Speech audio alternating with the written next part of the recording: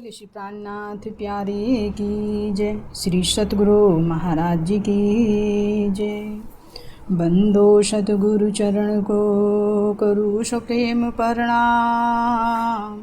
अशुभ हरण मंगल करण धनि देव चंद्र जी नाम।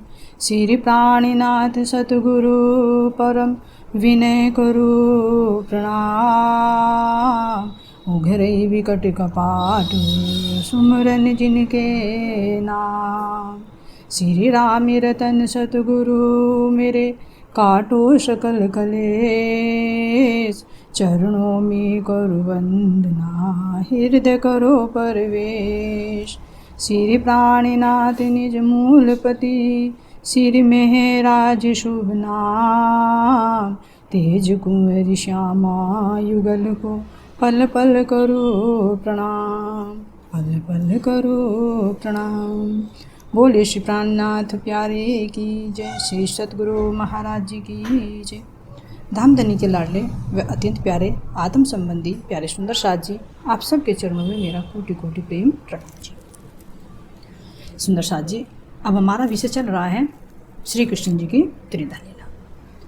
तो पिछली वीडियो में हमने जाना कि हर चतुर्युग में विष्णु भगवान के 24 अवतार होते हैं, लेकिन इनमें से 3 अवतार विशेष हैं।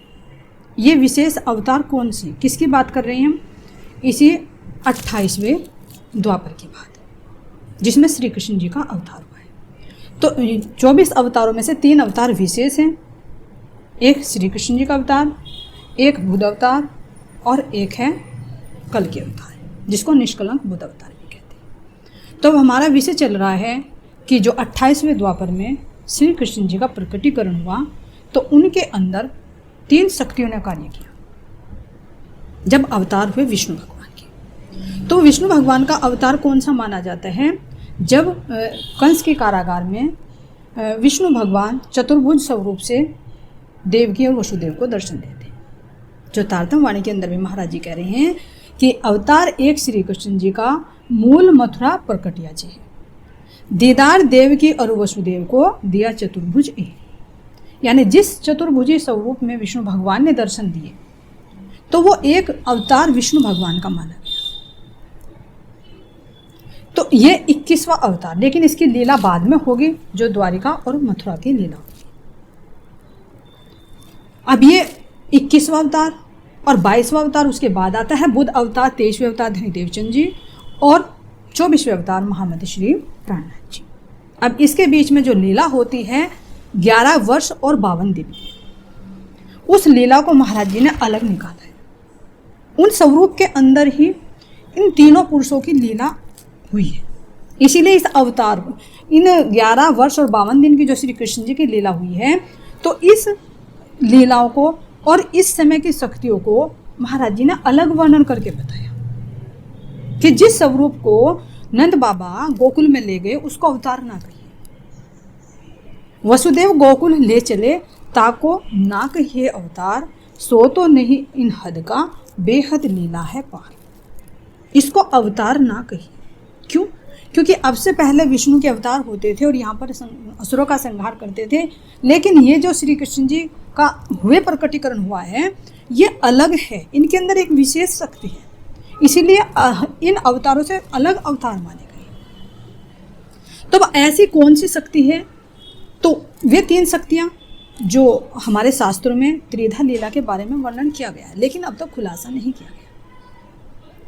जो पिछली वीडियो में भी हमने कहा है कि 3 पुरुषों का वर्णन श्रीमद् भागवत जो गीता है हमारी, उस गीता के 15वें अध्याय के 16वां और 17वां श्लोक है। उसके अंदर 3 पुरुषों का वर्णन आता है। द्वावी में पुरुषो लोके क्षर अक्षर एवच क्षर सर्वाणी भूतानि कूटस्थ अक्षर उच्यते। उत्तम पुरुष तो अन्य परमात्मा ने उदाहिता। तो इसमें 3 पुरुषों का वर्णन किया गया। श्री कृष्ण भगवान ने कहा कि मेरे 3 रूप हैं। एक क्षर है जो मिटने वाला, एक अक्षर जो अविनाशी है, और एक अक्षर से परे होने के कारण उसको उत्तम पुरुष की संज्ञा दी गई है, और अक्षर से परे होने के कारण उसको अक्षरातीत भी कहा गया है। तो इन्हीं तीनों पुरुषों की शक्ति श्री कृष्ण जी के तन के अंदर विराजमान है।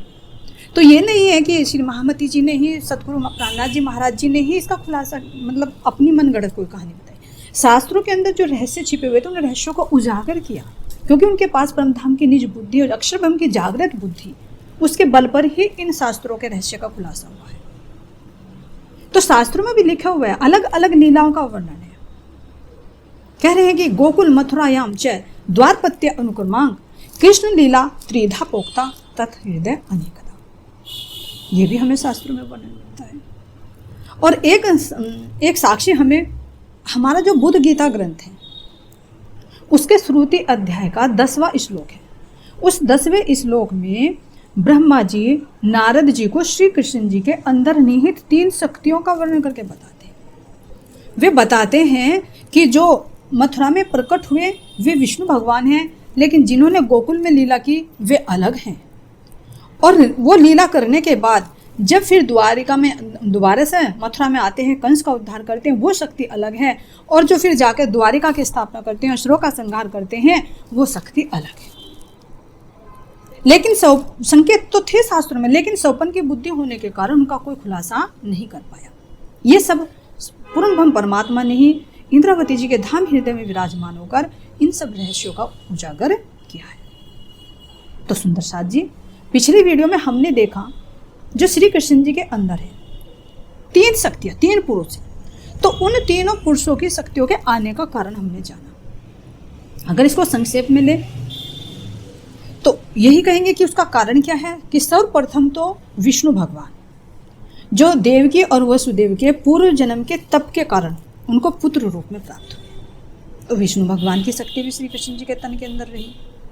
फिर गोलोक की शक्ति आई, तो गोलोक की शक्ति के 2 कारण बनते हैं। एक कारण तो इसी पृथ्वी का बनता है कि जो कंस इतना शक्तिशाली हो जाता है वो वरदान मांग लेता है कि त्रिगुण के हाथों में ना मारा जाऊं। तो इसलिए विष्णु भगवान जो अवतार लेकर आते हैं तो उनको नहीं मार सकते थे, तो इसलिए गोलोकी को आना पड़ा। और उसके अंदर गोलोक के श्री दामा की सुरता भी थी। और दूसरा कारण गोलोक का बना कि श्री दामा और राधा जी को जो एक दूसरे ने श्राप दिया, तो उन सब का संरक्षण करने के लिए भी गोलोकी श्री कृष्ण जी को यहाँ पर आना पड़ा। और तीसरा कारण परमधाम का बना कि राज्य महाराज जी को अपनी अंगनाओं को अक्षर ब्रह्म के दुख सुख का अनुभव कराना और अक्षर ब्रह्म को अपनी अंतरंग लीला का अनुभव कराना। तो ये 3 कारण बने तीनों पुरुषों के आने का कारण। अब हम इस वीडियो में जानते हैं कि वो शक्ति श्री कृष्ण जी के तन में कहाँ पर प्रवेश किया। फिर उसके बारे में जानेंगे कि उन्होंने कौन कौन सी लीलाएं की। तो अब हम देखते हैं कि 3 पुरुष कौन कौन से हैं, उसके बारे में हम देखते हैं। जो गीता के अध्याय 15 के आधार के श्लोक पर भी हम देख रहे हैं कि 3 पुरुष हैं। तो देखिए, मान लीजिए ये है क्षर पुरुष, ये है अक्षर पुरुष जिसको अक्षर ब्रह्म कहा गया, और ये है अक्षरातीत। अक्षर से परे होने के कारण इनको अक्षरातीत, और गीता की भाषा से ले तो इनको उत्तम पुरुष कहा गया है। तो अब इन तीनों पुरुषों की शक्ति श्री कृष्ण जी के, जो श्री कृष्ण जी यहाँ पर 28वें द्वापर में प्रकट हुए, तो उनके अंदर तीनों शक्तियों ने प्रवेश किया।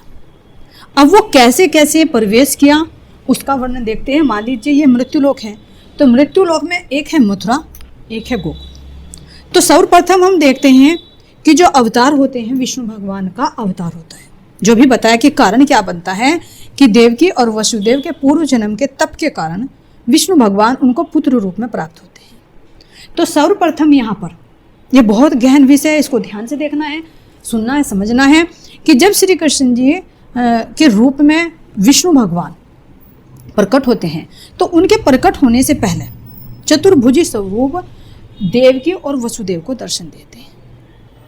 और दर्शन देकर जो कहा कि वो 21वां अवतार, 21 अवतार तो हो चुके हैं, 22वां अवतार जो श्री कृष्ण जी का है। तो उन्होंने कहा कि जो दर्शन दिए पहले चतुर्भुज स्वरूप में, कह रहे हैं कि सूरत चतुर्भुज विष्णु की जोए, दिए दर्शन वसुदेव को सोई, पीछे फिरे कहे की हकीकत, अब 2 भुजा की कहूकत। तो सर्वप्रथम यहाँ कारागार के अंदर ही विष्णु भगवान अपने चतुर्भुज स्वरूप से वसुदेव जी को दर्शन देते हैं और दर्शन देकर उन्हें बताते हैं कि किस तरह से तुमने पूर्व जन्म में तप करके मुझे पुत्र रूप में प्राप्त करने की इच्छा व्यक्त की थी, तो उस वरदान के अनुसार मैं तुम्हें पुत्र रूप में प्राप्त हो रहा हूँ। और फिर कहते हैं कि पीछे फिरे कहे की हकीकत, उन्होंने फिर सत्यता बताई, पिछले जन्म की भी सत्यता बताई और आगे कहा कि अभी यशोदा माता की गोद में 2 भुज स्वरूप बालक प्रकट होगा, तो ये इस बालक को तुम गोकुल में लेकर चले जाना। तो जो अभी जो दर्शन दिए, दर्शन देकर प्रकट हुए, तो इनको ही अवतार कहा जा रहा है। जो अब 2 भुजा स्वरूप बालक प्रकट होगा, उसको महाराज जी कह रहे हैं कि सो स्वरूप है अलग, ये स्वरूप अलग है। वचन कहे वसुदेव को, फिरे बैकुंठ अपनी ठोर, पीछे प्रकटा 2 भुजे, सो स्वरूप सनंद है और। कि वसुदेव जी को जो वचन कहे विष्णु भगवान ने, तो वे तो बैकुंठ में अपनी ठोर पहुंच गए। अब महाराज जी कह रहे हैं कि पीछे प्रकटे 2 भुजे, सो स्वरूप सनंद है और। तो जो अब 2 भुजा बालक स्वरूप प्रकट होते हैं, तो ये तो स्वरूप अलग है। तो ये अलग कौन सा है? भले ही विष्णु भगवान अपनी ठोर अपने बैकुंठ चले गए, लेकिन फिर वे कुछ आंशिक रूप से, कुछ आंशिक शक्ति रूप से फिर इसी तन के अंदर विराजमान रहेंगे। लेकिन मूल लीला जो होगी, जिस लीला का ज्यादा प्रभावित होगी, वो लीला अक्षरातीत की लीला होगी। विष्णु भगवान की लीला कहे तो वो गौण रूप से रहेगी और मुख्य रूप से अक्षरातीत की लीला रहेगी। तो अब यहाँ पर विष्णु भगवान चतुर्भुज स्वरूप से दर्शन देते हैं और फिर जब वो 2 भुजा स्वरूप बालक प्रकट होता है, जिसको कहने हैं कि सोई स्वरूप सनंद है और, ये स्वरूप और है, तो उन्हीं के अंदर विष्णु भगवान की शक्ति भी आकर समाहित हो जाती है अपने चारों अंतःकरणों से। तो यहाँ पर विष्णु भगवान ने दर्शन देते हैं। फिर अब यहाँ पर देखते हैं कि अब जो 2 भुजा बालक प्रकट होते हैं, चतुर्भुजी वाले स्वरूप तो अंतर्ध्यान हो गए, और यशोदा माता की गोद में एक जो नूर, एक प्रकाश पुंज यशोदा माता की गोद में प्रकट होता है, और देखते ही देखते वो प्रकाश पुंज एक बालक के रूप में प्रकट होता है। ये देखिए, क्योंकि ये कह रहे सोई स्वरूप सनंद है और, ये दिव्य शक्ति से बना हुआ एक स्वरूप है। तो इनके अंदर कौन आए? अक्षर ब्रह्म, अक्षर के आत्मा और जोश धनी था, जो 2 भुजा स्वरूप बालक प्रकट हो रही है। तो अब ये देखते हैं कि जो 2 भुजा स्वरूप बालक हैं, उनके अंदर कौन सी शक्ति आई है? गोलोक की शक्ति आई है। गोलोक की शक्ति कहे या फिर अक्षर ब्रह्म कहे। अब अक्षर ब्रह्म की आत्मायां देना, अक्षर ब्रह्म की आत्मा इनके अंदर आ रही है। दोनों एक ही है, चाहे अक्षर ब्रह्म को कहे चाहे उनको सबरी को कहे। लेकिन अब यहां वर्णन किया जा रहा है कि आत्म अक्षर जोश धनी था। तो अब यहां देखना, ये जो 2 भुजा स्वरूप बालक प्रकट हुए हैं, ये अक्षर ब्रह्म की कौन सी वृत्ति ने प्रवेश किया है? कह रहे महाराज जी कि मूल सूरत अक्षर की जे है, जिन चाहिया देखो प्रेम स्नेह, सो सूरत धनी को ले आवेश, नंद घर कियो प्रवेश। तो अक्षर ब्रह्म का पहले भी वर्णन किया कि अक्षर ब्रह्म नित्य प्रति रंग महल में राज्य महाराज जी के दर्शनार्थ जाते हैं, लेकिन उन्हें ब्रह्म आत्माओं की और राज्य महाराज जी की अंतरंग लीला का नहीं पता। तो आज के दिन जब राज्य महाराज जी ने दिल में लिया कि मैं अपनी अंगनाओं को अक्षर ब्रह्म का खेल दिखाऊं और अक्षर ब्रह्म को मैं अपनी अंतरंग लीला का अनुभव कराऊं, तो उनके अंदर भी ये इच्छा उत्पन्न हुई, जिसका उन्हें नहीं पता था। तो जब राज्य महाराज जी ने उनके दिल में इच्छा डाली, तो उनके अंदर इच्छा हुई कि मैं इनकी अंतरंग लीला देखूं, ये क्या लीलाएं करते हैं। तो जिस व्रति ने इच्छा की देखने की, कह रहे कि मूल सूरत अक्षर कीजिए, अक्षर ब्रह्म की जिस मूल सूरता ने इच्छा की कि देखूं धनी जी का प्रेम विलास, मैं धनी की उस अंतरंग लीला को देखूं, तो वो ही सूरत धनी का ले आवेश, नंद घर की ओर प्रवेश। अब नंद घर की ओर प्रवेश तो कह रहे हैं, लेकिन अभी मथुरा के अंदर ही है, कारागार में ही है। जो 2 भुजा स्वरूप बालक प्रकट हुए हैं, तो यहाँ का समय और यहाँ का समय स्थिर है। उस समय को स्तंभ कर दिया गया, यानी वो समय भी स्वागत के लिए खड़ा हो गया, कहे तो रुक गया वहीं का वहीं। क्यों? क्योंकि समय भी जैसे परमधाम के अंदर कहा गया है कि वहां भी समय राज्य के हिसाब से चलता है, राज्य के कहे कि राज्य के सेवक के रूप में होता है। जैसे धनी की इच्छा होती है वैसे समय चलता है। यहाँ कालमाया के ब्रह्मांड में जीवों को समय के अनुसार चलना पड़ता है, लेकिन परमधाम के अंदर समय को भी राज्य के हुक्म के अधीन चलना पड़ता है। तो यहाँ पर भी जब पूर्ण ब्रह्म परमात्मा, विचार कीजिए, जब पूर्ण ब्रह्म परमात्मा यहाँ पर प्रकट हो रहे हैं, तो क्या समय अपनी गति से चलता रहेगा? यहाँ पर भी देखते हैं कोई बड़ा अधिकारी आता है या अपने आश्रम में, अपने मंदिर में हमारे सम्मानीय कोई गुरुजन आते हैं, तो सब अपना अपना कार्य छोड़कर उनके स्वागत के लिए खड़े हो जाते हैं। ये तो सामान्य सी बात है। तो देखिए पूर्ण परमात्मा यहाँ पर प्रकट हो रहे हैं, तो क्या समय अपनी गति से चलता रहेगा? नहीं, ये समय भी यहाँ पर रुक जाता है। तो इसलिए जो कारागार में 2 भुजा स्वरूप बालक हैं, तो यहाँ पर भी वो 12 बजे का ही समय है। और जब कह रहे हैं कि नंद घर क्यों प्रवेश, नंद बाबा के यहाँ पर प्रवेश किया, तो भी वही समय है। और जब नंद बाबा गोकुल में श्री कृष्ण जी को छोड़ आते हैं और यहाँ से उस योग माया शक्ति को लेकर आते हैं, और कारागार में फिर वे ऐसे ही बेड़ियाँ, ऐसे ही सेवक खड़े हो जाते हैं, दरवाजे ऐसे ही बंद हो जाते हैं, फिर समय अपने अनुसार वो चलना शुरू कर देता है। तो इसलिए उनके अवतार को जो कहा गया है कि राज्य महाराज जी आवेश रूप से विराजमान होते हैं अपनी ब्रह्म आत्माओं को यहाँ आनंद देने के लिए, और अक्षर ब्रह्म की आत्मा भी यहाँ पर आती है उस अंतरंग लीला को देखने के लिए, उस लीला को देखने के लिए। तो अब यहाँ पर देखते हैं कि जब यहाँ पर जो समय रुका हुआ था, तो ये समय कब से शुरू होता है? जब दोबारा से योग माया शक्ति कंस को चेतावनी दे देती है कि तेरा काल तो गोकुल में प्रकट हो चुका है, तू मुझे क्या मारेगा, तेरे मारने वाला तो इस धरा पर आ चुका है। तो जब ये चेतावनी दे देती है, आकाशवाणी कर देती है, और तभी से ये समय फिर अपनी गति से चलना शुरू हो जाता है। तो चाहे राज्य महाराज जी के आवेश को, जो अक्षर की आत्मा है, राज्य महाराज जी का जोश को लेकर प्रकट हुई है, चाहे तो उसे हम कारागार में कहें, चाहे हम ये कहें कि प्रातः 4 बजे आती है, और चाहे हम ये कहें कि 9 बजे जब हम गोपियाँ वहाँ पर दौड़ती हैं अपने खाने से मिलने के लिए, जब कहे वो समय, इसको छोड़कर जब नंद बाबा यहाँ पर आते हैं तो वो समय एक ही है। तो चाहे हम कंस के कारागार में 12 बजे का समय लें, चाहे जब नंद बाबा श्री कृष्ण जी को मथुरा गोकुल के लिए लेकर चलते हैं तो जमुना जी पार करते हुए चाहे 4 बजे का समय कहे, और चाहे गोकुल में नंद बाबा के यहाँ पहुँचते हैं वो समय कहे, वो समय एक ही है, स्थिर है समय।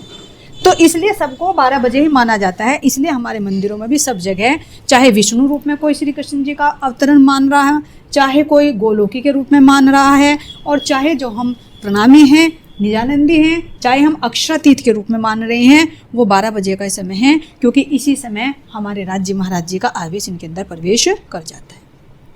तो मान लीजिए यहाँ पर ये श्री कृष्ण जी का तन है, तो विष्णु भगवान की शक्ति भी इनके अंदर समाहित हो गई, और जो यहाँ पर अक्षर ब्रह्म की जो वृत्ति थी वो भी इनके अंदर विराजमान हो गई, और राज्य महाराज जी भी आवेश रूप से इनके अंदर विराजमान। अब यहाँ से देखते हैं कि मान लीजिए जब ये श्री कृष्ण जी 2 भुजा स्वरूप बालक हैं, तो इनके अंदर ये शक्ति आई, अक्षर आत्म जोशधनी था। तो इनके अंदर जब ये शक्ति प्रवेश करती है तो नंद बाबा उनको गोकुल में तो जो वसुदेव जी हैं श्री कृष्ण जी को गोकुल में नंद बाबा के यहाँ पर छोड़ आते हैं। और यहाँ पर जो लीला होती है, अब लीला होती है यहाँ पर कितने दिन की? 11 वर्ष और 52 दिन। ये तो 11 वर्ष और 52 दिन तक हम राज्य महाराज जी के साथ में प्रेममयी लीलाओं में मग्न रहे। तो लीला तो यहाँ पर सब की हुई है। अब ये ध्यान देना, क्योंकि श्री कृष्ण जी के अंदर तीनों शक्तियाँ हैं। तो अब देखते हैं इनकी जो लीला हुई, तो तीनों शक्तियाँ होने के कारण ही इनकी लीला को त्रिधा लीला कहा गया है, 3 तरह की लीलाएं। तो अब देखते हैं कि जो गोपियों के साथ में श्री कृष्ण जी ने लीलाएं की हैं, प्रेममयी लीलाएं, तो वो अक्षरातीत के आवेशित लीला है। जो ग्वाल बालों के साथ लीला की है, जैसे यशोदा माता को दर्शन दिखाना है ना, और ग्वाल बालों के साथ में बाल लीलाएं करना, वे सब कहाँ की हुई हैं? ये अक्षर ब्रह्म की आत्मा और सबलिक्षे गोलोक धाम, दोनों को एक ही कहेंगे यहाँ पर। तो यहाँ पर जितनी भी बाल लीलाएं हुई हैं, वे सब बाल लीलाएं किसकी हुई हैं? गोलोकी श्री कृष्ण जी की। अब देखते हैं इन्हीं के अंदर विष्णु भगवान की शक्ति भी है। तो जितने राक्षसों का वध होता है उनका उद्धार करते हैं, जैसे पूतना का उद्धार हुआ है, अघासुर, बकासुर, धेनुकासुर, प्रलाम्भासुर, व्रतासुर हैं, जितने भी राक्षसों का वध किया है वो सब विष्णु भगवान ने किया है। तो ये 3 लीलाओं को अलग अलग देखना होता है हमें। तो जैसे जो ब्रह्मा जी को ब्रह्म भेद होता है ना, और इंद्र का भी मान मर्दन करते हैं, तो ये सब किसकी लीलाएं हैं? विष्णु भगवान की लीलाएं हैं। तो ये 3 लीलाएं होने के कारण ही श्री कृष्ण जी के अंदर त्रिधा लीला है। तो ये 11 वर्ष 52 दिन की लीला का वर्णन है, जो तीनों शक्तियों का इनके अंदर अवतरण हुआ और उन्होंने अपनी अपनी अलग अलग लीलाएं की। इसीलिए कहा कि इन लीलाओं को कोई समझ नहीं पाया, बिना तारतम्य के समझ ही नहीं सकते।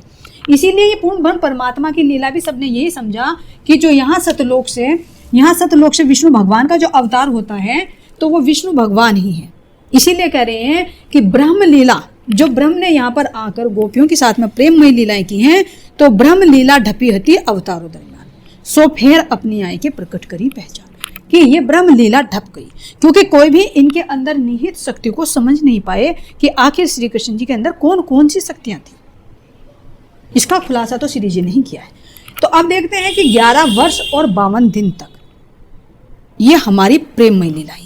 इसीलिए इनके अंदर अक्षरातीत का आवेश है। इसीलिए हमारे प्रणामी समाज में, निजानंद संप्रदाय में 11 वर्ष और 52 दिन तक के श्री कृष्ण जी को ही महत्व दिया जाता है। उनके बाद जो लीला होती है, 11 वर्ष तो प्रेममय लीला होती है। हमने अनेक तरह से श्री कृष्ण जी के साथ प्रेममय लीलाएं की हैं, और प्रेममय लीला करने के बाद 52 दिन का विरह होता है। लीलाओं का वर्णन तो आगे की वीडियो में किया जाएगा। अभी शक्ति का वर्णन चल रहा है कि श्री कृष्ण जी के अंदर कौन कौन सी शक्तियों ने कब कब प्रवेश किया। तो 11 वर्ष 52 दिन तक तो तीनों की शक्ति रही। ये कहे कि विष्णु भगवान की शक्ति भी है, ये तो यहाँ मृत्यु लोक का दिखा रखा है, लेकिन यहाँ सतलोक से विष्णु भगवान की शक्ति आई है, ये वाली श्री कृष्ण जी के अंदर ही तीनों। ठीक है, ये कहने के लिए 4 दिखाई दे रही हैं, लेकिन अक्षर ब्रह्म क्या सबलिक जो मन है, ये दोनों एक ही है। इसीलिए त्रिधा लीला कहा गया, चाहे अक्षर ब्रह्म कहे चाहे उनकी वृत्ति कहे। जैसे हम हैं, हमारी जो चित्त वृत्ति है या हमारी बुद्धि है या हमारा मन हमारे से अलग नहीं। तो इसीलिए यहाँ पर 3 शक्तियाँ हैं। जो 3 शक्तियाँ हैं ये विशेष है, विष्णु भगवान की शक्ति और अक्षर ब्रह्म की शक्ति और अक्षरातीत की शक्ति। तो ये 11 वर्ष और 52 दिन तक शक्ति रही। फिर उसके बाद यहाँ पर ब्रह्मांड का प्रलय हो जाता है, किसी को पता नहीं चलता, लेकिन शास्त्रों में लिखा हुआ है कि जब ब्रह्म आत्माएं गोकुल को छोड़कर योग माया के ब्रह्मांड में पहुंची तो ब्रह्मांड का प्रलय कर दिया गया। कुरान के अंदर भी आता है, जो तूफान करके वर्णन किया गया कि हुद तूफान और नूह तूफान, लेकिन किसी को पता नहीं चला। यह अल्पकालिक प्रलय हुई है, क्योंकि पूरी सृष्टि को जो कहा गया है, पीछे वर्णन किया गया है कि ब्रह्मा जी का जब 24 घंटे का समय बीतता है, 12 घंटे का समय बीतता है, जिनमें 4 अरब और 32 करोड़ वर्ष का समय बीत जाता है, तो प्रलय होती है। लेकिन अभी तक ये पूरा समय नहीं हुआ था, इसलिए बीच में ही ये प्रलय कर दिए, इसलिए कल्पांत भेद कहा गया है। तो यहाँ पर प्रलय हो जाती है। प्रलय होने के बाद फिर हुबहू ऐसे ब्रह्मांड बन जाता है, और जैसा ब्रह्मांड बनता है तो फिर कहाँ से शुरू होता है। जैसे श्री कृष्ण जी बांसुरी बजाते हैं और सखियाँ योग माया के ब्रह्मांड में पहुँचती हैं, तो योग माया के ब्रह्मांड के पहुँचते ही काल माया का ब्रह्मांड लय कर दिया जाता है, लेकिन फिर हुक्म से फिर जुगातु बना जाता है। तो उसके अंदर प्रतिबिंबित लीला होती है। जैसे ये काल माया का ब्रह्मांड है, ऐसे ही फिर हुक्म से काल माया का ब्रह्मांड यहाँ पर बनाया जाता है, सेम टू सेम ऐसा ही। तो इसमें ऐसे ही श्री कृष्ण जी जो 11 वर्ष और 52 दिन के थे, तो वहीं से सृष्टि चालू होती है। इसलिए किसी को पता नहीं चलता, सबको यही लगता है कि जैसे ये वही ब्रह्मांड हो, और जो गोकुलवासी थे सबको ये ऐसा लगा कि जैसे हम सोकर उठे।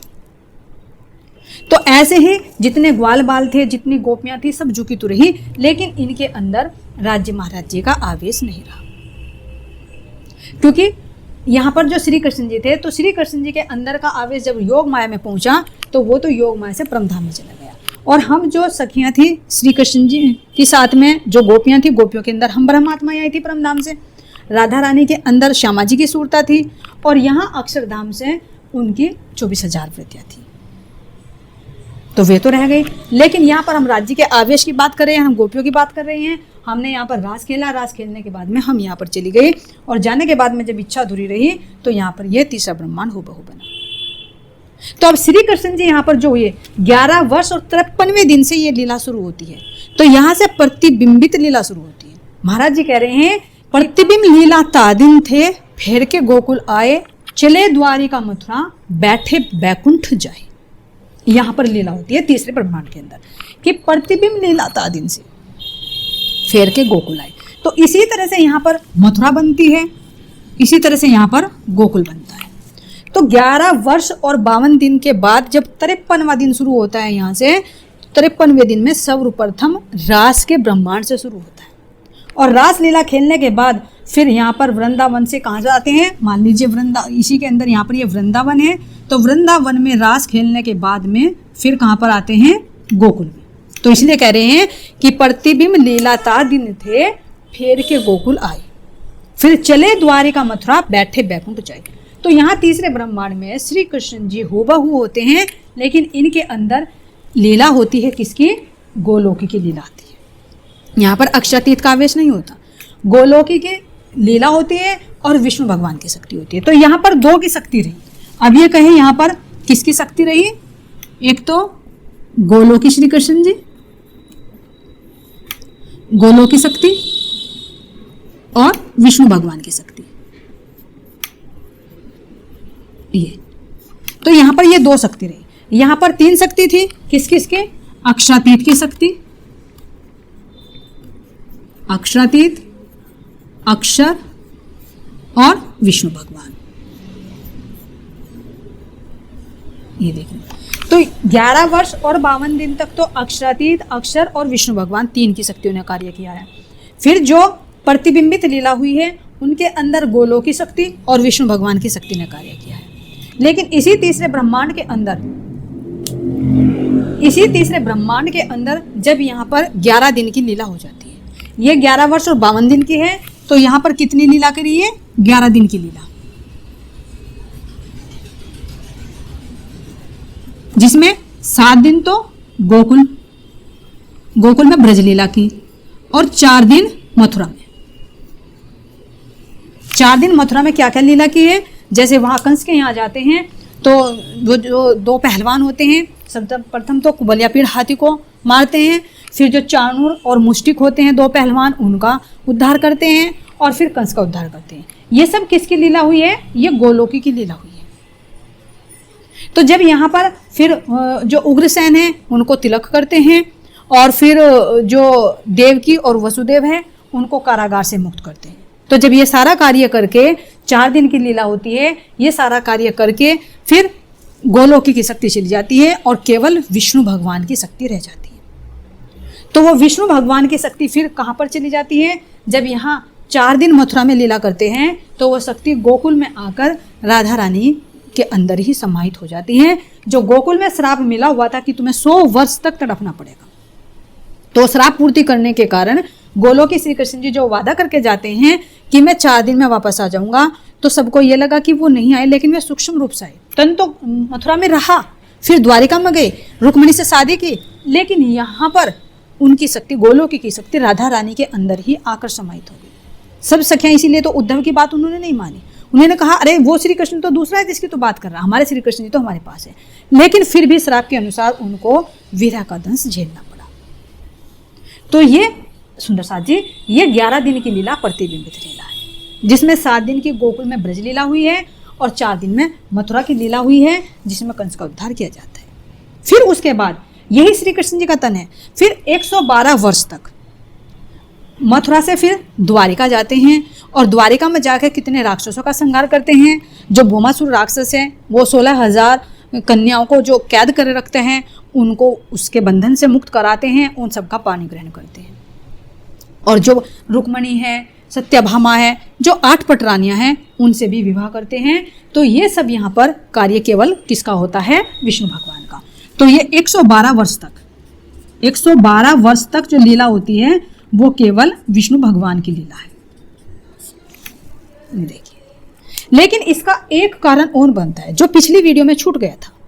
इन तीनों का तो हमने कारण बताया आने का, लेकिन विष्णु भगवान के यहाँ पर इस तीसरे ब्रह्मांड में आने का क्या कारण बना, उसका महाराज जी ने बहुत सुंदर वर्णन किया है। उसका कारण बना है, 2 कारण बने।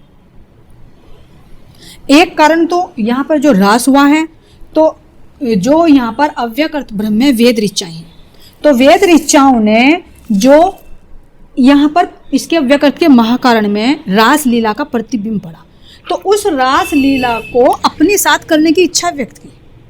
उन्होंने कहा कि ये जो रासलीला हमने देखी इसका सुख तो लिया नहीं, ये लीला हमारे साथ भी करे। तो इसलिए बांके बिहारी रूप में जब आए यहाँ पर और वेद ऋचाओं के साथ में लीलाएं की, तो इसलिए यहाँ पर ये प्रतिबिंबित रासलीला हुई। अब प्रतिबिंबित रासलीला क्यों हुई? असल की रासलीला को दिखाने के लिए। ये सारा विस्तार तो पीछे जब हम रास मंडल का वर्णन किया केवल ब्रह्म का, उसके अंदर कर चुके हैं, क्योंकि एक वीडियो में तो इतना लंबा विषय है कि एक वीडियो में तो कवर ही नहीं होगा। और ये सब राज्य महाराज जी की मेहर से ही अंतर हृदय में आता है। तो ठीक है, ये वृंदावन में प्रतिबिंबित रासलीला की गई। तो एक कारण तो ये बना कि वेद ऋचाओं की इच्छा थी कि हमारे साथ में भी रासलीला की जाए, तो प्रतिबिंबित ये बना ब्रह्मांड। फिर हमारी इच्छा थी कि हमने दुख कहाँ देखा है। फिर अक्षर ब्रह्म की भी इच्छा रह गई थी कि मैंने अभी अंदर का परम धाम की वास्तविकता तो समझी नहीं, तो हमारी भी इच्छा अधूरी, अक्षर ब्रह्म की भी इच्छा अधूरी और वेद ऋचाओं की भी इच्छा बनी। तो इसलिए ये तीसरा ब्रह्मांड बना। तो ये तो हुआ यहाँ पर गोलोकी श्री कृष्ण जी का आने का कारण। अब हमारा चलता है कि विष्णु भगवान ने यहाँ पर लीला क्यों की, ये मेन कारण बनता है।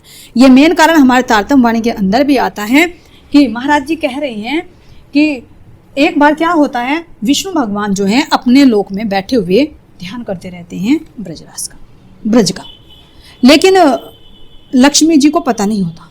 लक्ष्मी जी तो संसार में भ्रमण करने के लिए आ जाती हैं और विष्णु भगवान ध्यान अवस्था में बैठ जाते हैं।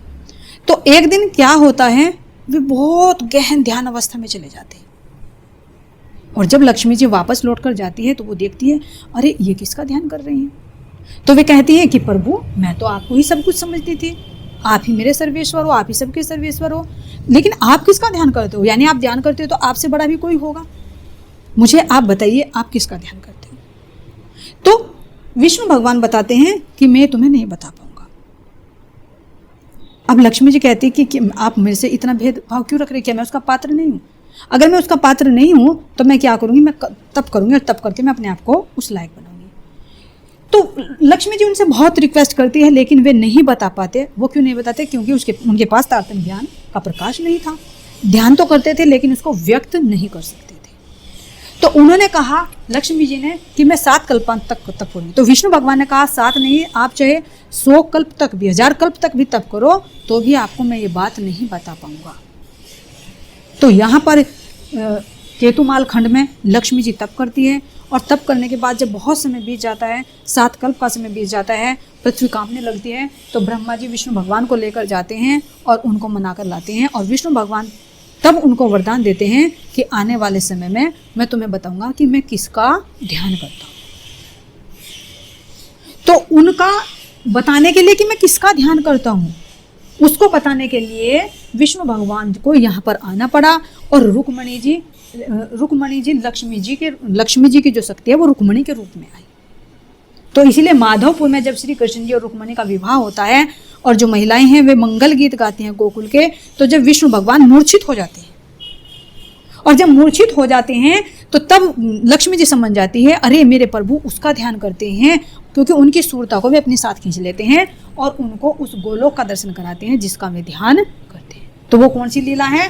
प्रतिबिंबित लीला, यहाँ जिसका वे ध्यान करते हैं। तो इसीलिए महाराज जी कह रहे हैं कि विष्णु, लोग तो समझते हैं कि विष्णु भगवान असुरों का संहार करने के लिए आए, लेकिन मेन कारण क्या था, मेन मकसद क्या है विष्णु भगवान का आने का?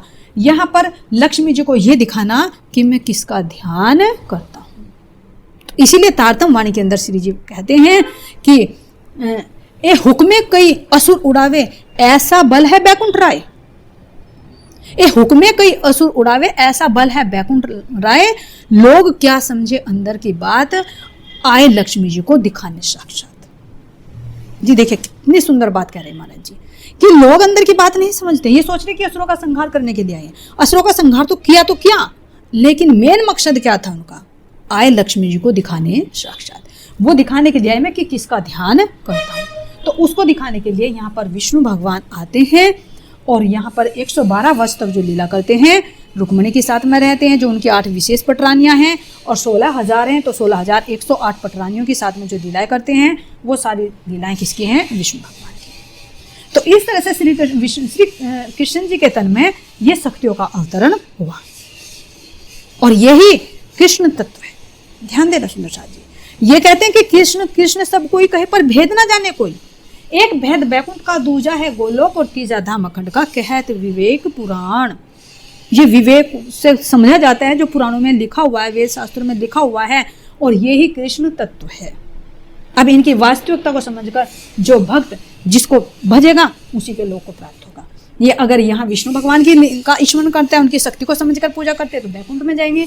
अगर गोलोकी की बाल लीलाएं जो आज भी अखंड हैं उनका ध्यान करेंगे तो वहां पर जाएंगे। और अगर अक्षरातीत जानकर परमधाम की लीलाओं का रमण करेंगे, वहां पर अपनी सूरता को लगाएंगे तो यहाँ पर जाएंगे। इस तरह से हमने सुंदर सा जी समझा कि श्री कृष्ण जी के तन में 3 शक्तियों ने किस तरह से प्रवेश किया, और जो उनका जीवन काल रहा उस जीवन काल में कब कब कौन कौन सी शक्तियों ने किस किस समय प्रवेश किया, और जब प्रवेश किया तो उन्होंने लीलाएं भी की हैं। तो कौन कौन सी लीला कौन कौन सी शक्ति ने की है, उस लीलाओं का वर्णन हम आगे के वीडियो में करेंगे। बोलिए श्री प्राणनाथ प्यारे की जय, श्री सतगुरु महाराज जी की जय, कृष्ण कन्हैया लाल की जय, श्री पन्ना धाम की जय। प्रणाम जी, सभी सुंदर साथ के चरणों में कोटि कोटि प्रेम प्रणाम जी।